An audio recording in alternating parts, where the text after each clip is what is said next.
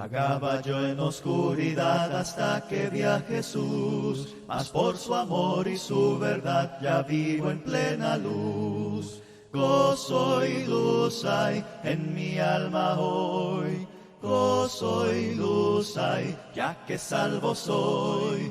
Desde que a Jesús vi y a su lado fui, he sentido el gozo de su amor en mí. Que la paz y el amor de Cristo sea con todos mis amados hermanos y amigos. Gracias por estar allí. En esta oportunidad estamos listos, ya preparados para iniciar nuestra clase de este día o de esta noche. Vamos a continuar siguiendo adelante con nuestra serie que hemos iniciado la semana pasada, en el día jueves, sobre lecciones en la vida de Jacob. Estamos estudiando específicamente sobre la vida de Jacob en el Antiguo Testamento. Y estamos observando la luz de la Biblia, la vida de este extraordinario siervo de Dios, del cual aprendemos maravillosas lecciones.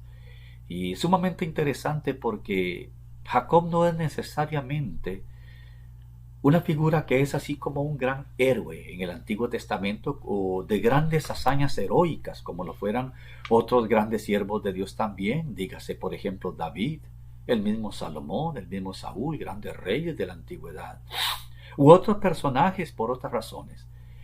En el caso de Jacob más bien es como la acumulación de una serie de experiencias, de incidentes y accidentes incluso, que se fueron sucediendo, acaeciendo en su vida y que muchos de ellos por voluntad propia, muchos de ellos por sus decisiones, algunos de ellos le llegaron nomás a la vida. Pero cualquiera que fuera el caso, son acontecimientos que todos ellos dejan grandes y maravillosas lecciones, y de eso pues es que queremos estudiar en esta serie que hemos estado desarrollando. Hoy vamos a estudiar una porción más de la escritura en el libro del Génesis, donde está narrada la vida de Jacob del capítulo 25 al capítulo 50. Básicamente la mitad del libro del Génesis tiene que ver con Jacob y otros personajes en conexión con él también. Hoy vamos a estar estudiando en el libro de Génesis, en el capítulo 32, del versículo 24 al 30, donde tenemos un pequeño incidente o acontecimiento muy interesante. Y es que a Jacob se le cambia el nombre. A Jacob se le cambia el nombre después de una experiencia un tanto dramática, si se quiere, en una lucha con un ángel. Jacob solicita una bendición al ángel antes de que amanezca, y entonces la bendición, curiosamente, que el ángel le da a Jacob es cambiarle el nombre. De manera que en esta noche, nuestra clase le hemos titulado Un nuevo nombre. Lecciones en la vida de Jacob número 2, un nuevo nombre. Usted sabrá, los nombres en la antigüedad, y creo que en nuestro tiempo también en alguna medida, han jugado un papel de gran importancia. Tenían mucho que ver con el carácter y la personalidad del individuo, o la obra o la misión que este individuo hiciera. Por ejemplo, algunos ejemplos de eso que podemos ver en la Biblia son los siguientes. Adán significa hombre, Eva significa madre de todos los vivientes, Génesis 3:20. Moisés significa salvado de las aguas, de más está decir por qué. Teófilo significa amigo de Dios. Hay un Teófilo en la Biblia que se menciona en el Nuevo Testamento, que nos lo menciona Lucas, tanto en su versión del Evangelio, el Evangelio de Lucas, como también en el libro de los Hechos, que fue también escrito por Lucas. Teófilo es un nombre compuesto de dos palabras griegas, la palabra theos, que significa Dios, y philos, que significa básicamente amistad, que es de donde viene también una de las formas del amor en el idioma griego, que es el amor phileos, que es el amor de la amistad. Teófilo entonces es theos, philos, o Teófilo, como diríamos hoy, lo cual significa amigo de Dios, o uno que ama a Dios, si usted quiere. Lucas menciona este Teófilo en el Nuevo Testamento. Emanuel. En el libro de Mateo capítulo 1 versículo 23 se nos dice que la Virgen concebirá y dará a luz un hijo y llamará su nombre Emanuel, que traducido es Dios con nosotros, lo cual es efectivamente Cristo, Dios con nosotros. El nombre Jesús viene del hebreo Yeshua, y significa Jehová es salvación. Y efectivamente, Jesús es el Salvador del mundo. ¿Qué mejor nombre podría llevar que el nombre Jehová es salvación, o Yeshua, o Jesús en nuestro idioma, que representan de manera magnífica lo que Cristo es, lo que Cristo era, lo que Cristo hizo por todos nosotros? Cristo significa ungido o el ungido, o sea, el nombrado oficialmente para una misión o propósito, ungido. Estos son algunos pocos ejemplos que podamos mencionar en los cuales el nombre viene a jugar un papel de gran importancia en total consistencia con la naturaleza de la misión del personaje que lo llevaba. Algo importante también es que en algunos casos los nombres de personas eran cambiados por otros, como es el caso, por ejemplo, de Jacob, para honrar o para describir mejor su nueva condición o su nueva misión. Por ejemplo, Abraham, que significa padre enaltecido, se le cambió por Abraham, que significa padre de muchedumbres o padre de una multitud. Génesis 17:5 nos cuenta esto. Dios le dijo a Abraham que cambiaría su nombre de Abraham a Abraham. Padre enaltecido por Abraham, padre de muchedumbres. Muy consistente con lo que le fue prometido en Génesis 12:1-3, la doble bendición allí de que él sería el padre de una gran nación, pero especialmente de que en él serían benditas todas las naciones de la tierra, lo cual viene a suceder en su descendiente Cristo Jesús nuestro Salvador. Otro ejemplo en la Biblia es Saulo de Tarso o el apóstol Pablo. Al apóstol Pablo, de llamarse Saulo de Tarso, es porque era Tarso la ciudad donde él había nacido, pero de llamarse Saulo pasó a llamarse a Pablo. Saulo significa pedido o pedido a Dios, deseado o pedido a Dios. Pero Pablo significa pequeño. De hecho, en 1 Corintios capítulo 15, versículo 9, él mismo dice que él no es digno de ser llamado apóstol porque él es el más pequeño de todos los apóstoles. Dice él, porque yo soy el más pequeño de todos los apóstoles y no soy digno de ser llamado apóstol porque perseguí a la iglesia de Dios. Pero interesante que allí en ese texto, en la primera frase, él dice que yo soy, o en la segunda frase, él dice que yo soy el más pequeño de todos los apóstoles. La condición de cómo él se sentía por ese sentimiento de culpa que llevaba consigo de ser el más pequeño de los apóstoles, muy consistente con el nombre que se le dio Pablo, habiendo tenido antes el nombre del Saulo.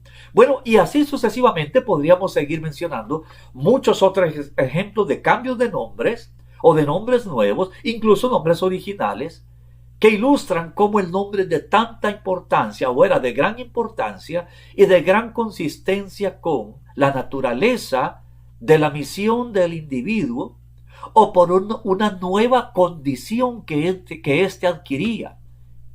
De manera que su nuevo nombre describía de mejor forma aquella nueva condición. Bueno, a Jacob se le cambió el nombre. Para observar esto en la Biblia vamos a ir al libro del Génesis, al capítulo 32.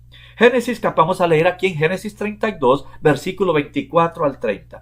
Génesis capítulo 32, vamos a leer desde el 22 hasta el 32. Génesis 32, versículo 22 hasta el 32. Y se levantó aquella noche y tomó sus 2 mujeres y sus 2 siervas, y sus 11 hijos, y pasó el vado de Jaboc. Los tomó pues, e hizo pasar el arroyo a ellos y a todo lo que tenía. Así se quedó Jacob solo y luchó con él un varón hasta que rayaba el alba. Y cuando el varón vio que no podía con él, tocó en el sitio del encaje de su muslo, y se descoyuntó el muslo de Jacob mientras con él luchaba. Y dijo: déjame, porque raya el alba.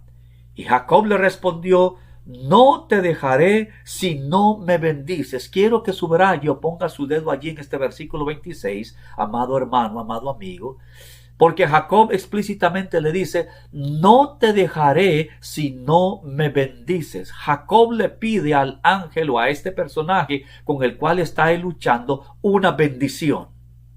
Y el varón le dijo: ¿cuál es tu nombre? Y él respondió: Jacob. Y el varón le dijo: no se dirá más tu nombre Jacob, sino Israel, porque has luchado con Dios y con los hombres y has vencido. Nótese la bendición que le fue dada a Jacob. Jacob lo que pidió fue una bendición, y el ángel o el varón que peleaba con él allí en ese momento, la bendición que le dio fue un nombre nuevo. Esa fue la bendición. 29. Entonces Jacob le preguntó y dijo, declárame ahora tu nombre. Y el varón respondió: ¿por qué me preguntas por mi nombre? Y lo bendijo allí. Y llamó Jacob el nombre de aquel lugar Peniel, porque dijo: vi a Dios cara a cara y fue librada mi alma.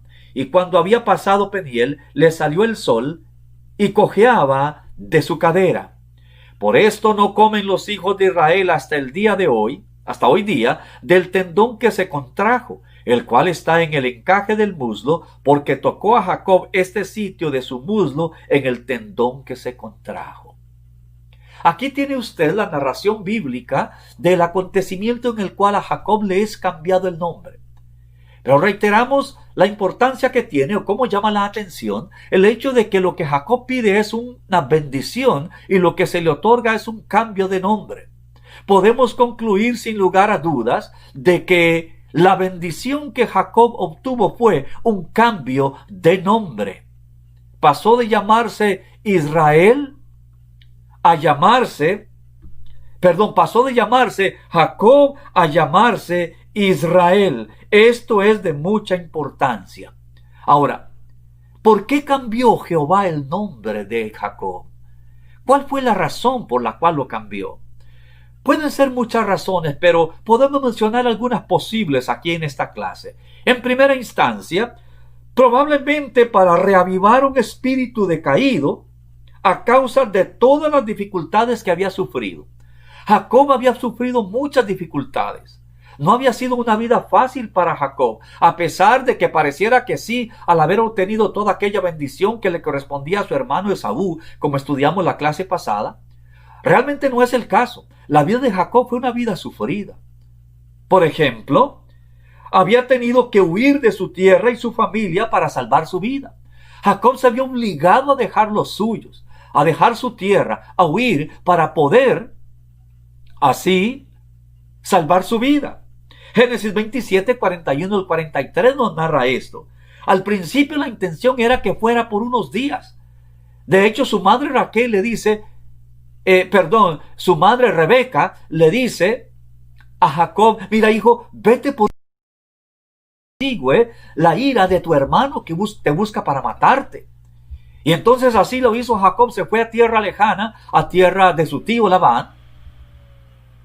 Y la idea era que fuera por unos días. Pero esos días se convirtieron en años. Años de destierro. Años lejos de los suyos. Años lejos de la gente que amaba. Años sin ver a su madre, a su padre. Incluso a su hermano Esaú, a pesar de las circunstancias adversas que tenía con él. El destierro, mis amados hermanos, por la razón que sea, siempre es doloroso. Siempre es difícil. Jacob era un corazón abatido, había sufrido tremendamente. Otro agravante que tenía la vida de Jacob, otro sufrimiento, por ejemplo, fue cuando ya se ubicó en la tierra de su suegro, y cuando ya se casó y ya tuvo su porción, su tierra, comenzó a hacer negocios con su suegro Labán, Y este le hizo toda clase de malas jugadas. Fue traicionado constantemente por él. Fue engañado por él de muchas maneras. Por ejemplo, su suegro lo hizo trabajar 14 años para poder tener la mujer que él amaba, a Raquel. Le dijo que eran 7 sin hablarle claro y trabajó los 7 años y luego le dice: no te puedo dar la menor, te tengo que dar la mayor, a Lea.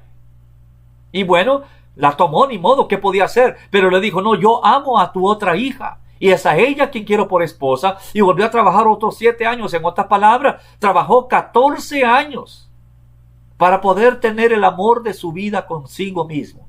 No es fácil. Una espera de 14 años, mi amado, por el amor de la vida, por aquella persona a quien uno ama, no es fácil. Bueno, quizá esta sea una extraordinaria ilustración de que de veras, como dice 1 Corintios 13, el amor todo lo puede, todo lo sufre. Pero bueno, fue engañado por su suegro en este sentido. También en los negocios, ya mencionábamos esto. Génesis 30, 25 al 43 nos narra cómo fue engañado en los negocios de una manera malvada por su suegro. La prosperidad de Jacob, recuerde que no debemos perder de mente que su padre lo había bendecido y había declarado en bendición que él iría a ser un hombre rico básicamente, que tendría de todo. Bueno, sucedió. Esto provocó probablemente la envidia de su suegro Labán, quien en las transacciones del negocio lo engañaba. Le prometía una cosa y le daba otra. La envidia carcomía a Labán, y quizá aquí hay una enseñanza en sí misma que ya creo que habíamos mencionado en la clase pasada, pero otra de las grandes lecciones también, cómo ciega la envidia, la codicia. Bueno, Jacob fue víctima de su propio suegro en el engaño en los negocios. Fue engañado por su suegro varias veces. Le prometía una cosa y le daba después otra. Era indiscutiblemente un hombre sufrido. En tercer lugar, otro gran sufrimiento que Jacob tenía, y esto es algo terrible, de alguna manera tiene que ver con la conciencia misma también, y también con el temor de saber que vamos a cegar lo que cosechamos en la vida en algún momento. Me estoy refiriendo al hecho de que Jacob vivió en una constante angustia por el reencuentro con su hermano Esaú. Jacob no tenía paz solo de pensar el día en que se encontraría con su hermano Esaú. En Génesis capítulo 32, versículo 1 hasta el 21, se nos narra este encuentro, se nos narra esto. Y cómo Jacob estaba constantemente con el miedo.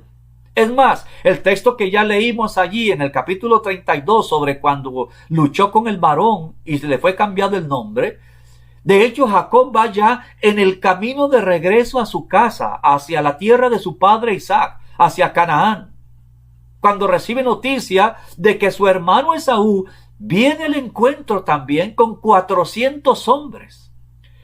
Cuando Jacob se da cuenta que su hermano viene al encuentro con 400 hombres, su corazón se desvanece, se desfallece, tiembla del miedo. Tiembla de la angustia. Vivió toda una vida con la angustia de que tarde o temprano la vida me va a pagar a como yo he pagado. Como dice el refrán popular, me va a pagar con la misma moneda. O como dice la palabra de Dios en Gálatas capítulo 6. No os engañéis, Dios no puede ser burlado. Lo que el hombre sembrare, eso también segará. En algún momento seguramente Jacob tenía el temor o sabía que en algún momento podría entonces encontrarse con su pasado que de alguna manera, mi amado, a todos nos persigue. Iba a tener un encuentro con ese pasado en algún punto. Le angustiaba tremendamente eso. ¿Cuál sería la reacción de su hermano? Iría a tomar venganza. Diría a su hermano: bueno, aquí ya no está más mi madre para que lo defienda. Aquí no está mi madre para que interceda por él. Aquí no está mi madre ya para que con otra triquiñuela lo haga escaparse de mis manos. ¿Qué pensaría Jacob? Lo que sí sabemos es que le atemorizaba, se angustiaba cada día, dice la Biblia, se angustiaba él. Estaba en una zozobra constante por el hecho de saberse buscado por su hermano. Y no solo que él iba de regreso a la tierra de Canaán, donde estaba su padre, su madre, su hermano, etcétera, sino que ahora su hermano venía a encuentro con él. De hecho, manda adelante muchas de sus riquezas, lo que era considerado grandes riquezas en aquel tiempo. Manda manadas de ovejas, de camellos, hasta de asnos con borricos, vacas, de todo con sus siervos, y los secciona. Le dice: primero váyase la manada tal vez de vacas, luego la manada esto, y así sucesivamente, espaciados por cierto tiempo, para que vaya llegando una cosa tras otra. Y cuando se encuentren con mi hermano Esaú y él pregunte: ¿quiénes son ustedes y de quién es todo eso?, ustedes le dirán: esto es de nuestro siervo y de vuestro siervo Jacob. Y detrás de nosotros viene más riqueza, como queriendo decir: muéstrenle a mi hermano Esaú que soy un hombre rico y que toda mi riqueza está a su disposición. De tal grado era la angustia que tenía Jacob. Entonces, ¿por qué le fue cambiado el nombre por Israel? Bueno, una probabilidad, solo una probabilidad, mi amado, era porque era un alma atribulada, que necesitaba un poco de alivio en su corazón. Esa alma necesitaba un poco de alivio. El cambio del nombre, o otra razón, puede ser que el cambio del nombre de Jacob representa un cambio en su vida. Esa realmente es una razón. Esa realmente es quizá la razón. Muy especialmente porque el cambio de nombre representaba un cambio de vida. Jacob significa suplantador. Israel significa triunfador con Dios, o el que pelea con Dios, o príncipe de Dios también. El nombre de Jacob fue cambiado de suplantador a príncipe de Dios, o el que peleó con Dios y triunfó. Vaya que era motivante eso. Si a Pablo se le cambió el nombre de deseado por pequeño, que ilustraba en gran manera lo que era la vida de este apóstol, ¿cuánto más entonces qué hermoso, qué glorioso, qué significativo sería para Jacob que su nombre ahora era cambiado por uno que significaba príncipe de Dios? El cambio de nombre de Jacob representaba un cambio de vida. Su antiguo nombre calzaba muy bien con lo que Jacob había sido hasta ese momento: un suplantador. Pero ahora Dios le decía en Génesis 32, 28, dice que Dios le dijo: no se dirá más tu nombre Jacob, sino Israel, príncipe de Dios, el que luchó con Dios. El cambio de nombre de Jacob da inicio a una nueva vida con Dios. Nosotros también hoy, mi amado hermano, amado amigo, el cambio de nombre que hemos tenido como pueblo de Dios significa una nueva vida. Ese cambio de nombre incluso estaba profetizado. El cambio de nombre, el nombre cristianos que ahora nosotros llevamos, estaba incluso profetizado que tendríamos un nombre nuevo. Isaías capítulo 62 y versículo 2, el profeta Isaías decía: entonces verán las gentes tu justicia y todos los reyes tu gloria, y te será puesto un nombre que la boca de Jehová nombrará. Te será puesto un nombre nuevo que la boca de Jehová nombrará. Isaías 62, 2. Tendríamos un nombre nuevo. El pueblo de Dios se levantaría. Dios levantaría su nación, Israel, y nosotros hoy su pueblo también, la iglesia. Y tendríamos un nombre nuevo, que como ya dijimos significaría una nueva vida, un cambio de vida, una nueva vida en el Señor. Nuestro nuevo nombre, mis amados hermanos y amigos, es cristianos. Cristianos. Y como todos los antiguos nombres, debe de ser consistente con la naturaleza que ahora somos. Cristiano no es otra cosa más que seguidor de Cristo Jesús. Seguidor de Cristo Jesús. De discípulo. En el libro de Hechos capítulo 11 versículo 26 dice la palabra de Dios Y se congregaron allí todo un año, y a los discípulos se les llamó cristianos. Por primera vez en Antioquía. ¿A quién se les llamó cristianos? A los discípulos de Cristo Jesús. Nosotros tenemos ahora un nombre nuevo. Somos discípulos, pero nos llamamos cristianos y cristianos nada más. Sin apellidos ni distingos sectaristas de ninguna naturaleza. Solo cristianos y nada más. Así se llamaban los cristianos del Nuevo Testamento. Los discípulos se les llamó cristianos. Ahora bien, ¿quién es un discípulo? Observe que el único merecedor de llevar el nombre cristiano, que representa una nueva vida y que es un nombre nuevo que representa una nueva condición gloriosa ante Dios, es solamente el discípulo de Cristo Jesús. ¿Y quién es un discípulo? Un discípulo es uno que ha sido bautizado. Mateo capítulo 28, versículos 18 y 19. Toda potestad me es dada en el cielo y en la tierra, por tanto id y haced discípulos a todas las naciones, bautizándolos en el nombre del Padre y del Hijo y del Espíritu Santo. ¿Cómo se hace un discípulo, Cristo? Por medio de bautizarlos, dice el Señor. Un discípulo es uno que ha sido bautizado. Un discípulo es uno que pone a Cristo en primer lugar. Mateo 14, 26. Lucas 14, 26 nos dice a nosotros que Cristo debe ocupar ese primer lugar en su vida. El que no aborrece padre, madre, hijos, hermanos o hermanas, no puede ser mi discípulo. El que ama más a padre, madre, hijos, hermanos, etcétera, más que a mí, no puede ser mi discípulo. Un discípulo de Cristo es uno que pone a Cristo en primer lugar por encima de todas las cosas. Un discípulo es uno que ha crucificado la antigua persona. Lucas capítulo 14, versículo 27, en donde Cristo dice: si alguno quiere venir en pos de mí, tome su cruz y sígame. Tomar la cruz significa crucifique al antiguo hombre, mate a la antigua persona. Ese es un discípulo. El que ha muerto al antiguo hombre y ahora ha dejado nacer a uno nuevo en Cristo Jesús. Discípulo de Cristo. Un discípulo de Cristo Jesús es uno que permanece en la verdad. Juan capítulo 8, versículo 31 al 32, dijo además Jesús a los judíos que habían creído en él: si vosotros permaneciereis en mi palabra, seréis verdaderamente mis discípulos y conoceréis la verdad, y la verdad os hará libres.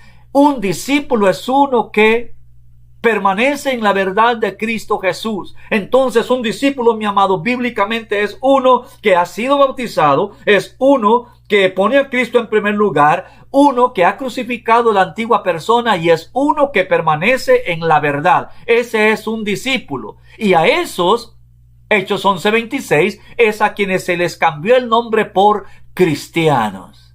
Cristianos. Un cristiano, por último, mi amado hermano, está en la responsabilidad de honrar el nuevo nombre que le ha sido dado. El apóstol Pedro nos da razón de esto. Nuestro nuevo nombre debe de ser honrado siempre. Ahora pertenecemos a una nueva familia, a la familia de Dios. Por eso somos cristianos. Juan capítulo 1, versículo 12 dice: a los suyos vino y los suyos no le recibieron, mas a todos los que le recibieron les dio potestad de ser hechos hijos de Dios. Somos ahora parte de una nueva familia, mi hermano y amigo. Usted también puede serlo.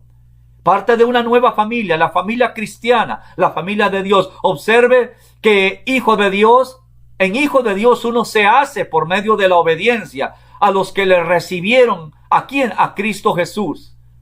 Juan 1:12. Esos son los que son cristianos. No todo ser humano por solo ser humano es cristiano, mi amado. Uno se hace cristiano, siendo ser humano, se hace cristiano por recibir y obedecer a Cristo Jesús. Juan capítulo 1, versículo 12. Debemos honrar nuestro nombre. El apóstol Pedro ahora nos dice a nosotros, bueno, ahora en este nuevo nombre de cristiano, nosotros debemos honrar ese extraordinario nombre. En primera de Pedro, en el capítulo 4, el versículo 12 al versículo 16, dice el apóstol Pedro de la siguiente manera: amados, no os sorprendáis del fuego de prueba que os ha sobrevenido, como si alguna cosa extraña os aconteciere, sino gozaos por cuanto sois participantes de los padecimientos de Cristo, para que también en la revelación de su gloria os gocéis con gran alegría. Si sois vituperados por el nombre de Cristo, sois bienaventurados porque el glorioso Espíritu de Dios reposa sobre vosotros. Ciertamente, de parte de ellos, Él es blasfemado, pero por vosotros glorificado. Así que ninguno de vosotros padezca como homicida o ladrón o malhechor o por entremeterse en lo ajeno. Pero si alguno padece como cristiano, no se avergüence, sino glorifique a Dios por ello. Si alguno padece como cristiano, no se avergüence, sino glorifique a Dios por ello. Mi amado hermano, usted y yo estamos llamados a honrar el nombre que ahora llevamos. Se nos ha cambiado el nombre. Se nos ha llamado ahora cristianos, seguidores de Cristo Jesús. Y tenemos derecho a ese nombre porque somos o éramos ya discípulos. Y solo el discípulo de Cristo Jesús es el que puede ser llamado cristiano. Un nombre nuevo. Mi amado amigo, si usted que está allí nos está viendo ahora y usted no ha sido cambiado su nombre, déjame preguntarte, ¿llevas el nombre de cristiano? No me digas, sí, porque pues yo creo en Cristo. No, ya describimos bíblicamente quién es un cristiano. ¿Quién es? Uno que es discípulo de Cristo. Y ya describimos quién es un discípulo de Cristo. Es uno que ha sido bautizado en el nombre del Padre y del Hijo y del Espíritu Santo para el perdón de los pecados. Por inmersión en agua, por decisión propia. Es uno que pone a Cristo en primer lugar. Es uno que ha sacrificado su vida por amor a Dios. Es uno que permanece en la verdad. Tú puedes también tener un nombre nuevo, el nombre de cristiano. Mi hermano, si eres cristiano, no te avergüences del nombre de Cristo. Testifica de Él. Llévalo con orgullo, porque el nombre que llevamos identifica plenamente nuestra nueva condición y nuestra nueva visión. A Jacob se le cambió el nombre a un nuevo nombre. Jacob pasó de ser suplantador a ser príncipe de Jehová. Usted ha pasado, hermano, de ser un pecador a ser un hijo de Dios, un cristiano, seguidor de Cristo Jesús. Honra, hermano, nuevo que te ha sido dado. Que el Señor bendiga a todos. Gracias por su atención. Será la próxima semana si el Señor lo permite. Muchas gracias. Vagaba yo en oscuridad hasta que vi a Jesús, mas por su amor y su verdad ya vivo en plena luz. Gozo y luz hay en mi alma hoy, gozo y luz hay ya que salvo soy.